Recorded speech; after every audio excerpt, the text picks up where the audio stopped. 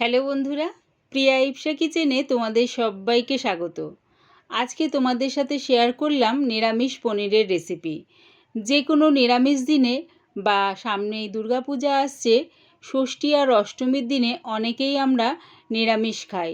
সেই দিনও এরকম দারুণ স্বাদের নিরামিষের পনিরের তরকারি বাড়িতে বানিয়ে নিতে পারো। রেসিপিটা ভালো লাগলে প্লিজ আমার চ্যানেলটিকে লাইক ও সাবস্ক্রাইব করে দিও। তবে দেখে নাও আমি এটা কেমনভাবে তৈরি করি। গ্যাসটাকে মিডিয়ামে রেখে একটা কড়া বসিয়ে দিয়েছি।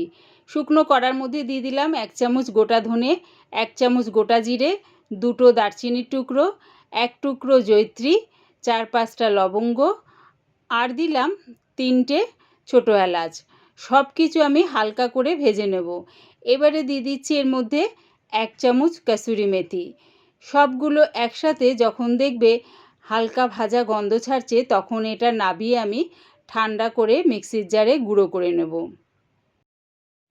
একটা পেস্ট বানিয়ে নেব। মিক্সির জারে দিয়ে দিলাম 1 চামচ পোস্ত আর 1 মুঠ ভাঙা কাজু।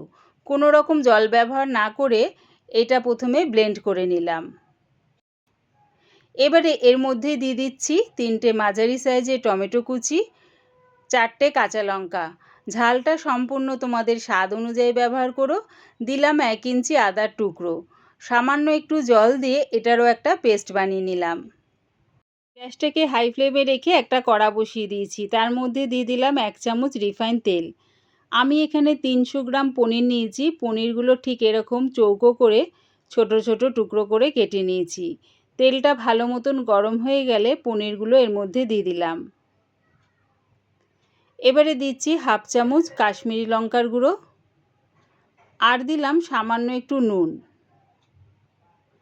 সব কিছু ভালো করে পনিরের সাথে মিশিয়ে পনিরগুলো আমি হালকা লাল করে ভেজে নেব। তোমরা চাইলে পনিরটাকে না ভেজেও করতে পারো। দেখো পনিরগুলো হালকা লাল করে ভাজা হয়ে গেছে। এবারে এগুলো নামিয়ে নিচ্ছি। ওই পনির ভাজা তেলের মধ্যেই আমি আরও 4 চামচ রিফাইন তেল দিয়ে দিয়েছিলাম। দিলাম 1 চামচ ঘি।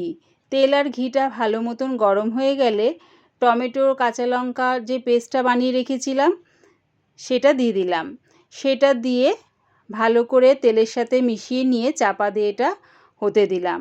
মাঝের মধ্যে চাপাটা খুলে একটু নাড়িয়ে চাড়িয়ে নেব।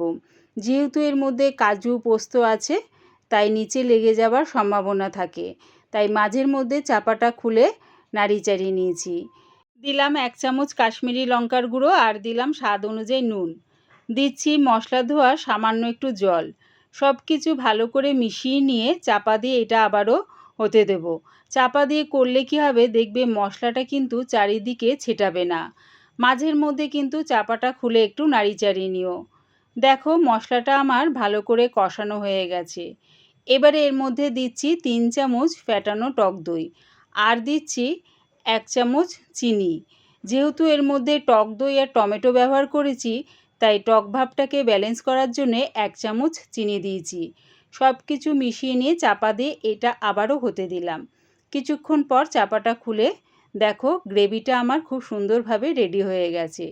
এবার এর মধ্যে দিয়ে দিলাম পনিরের টুকরোগুলো আর দিচ্ছি যে ভাজা মশলাটা করে রেখেছিলাম সেটা দিয়ে দিলাম 2 চামচ।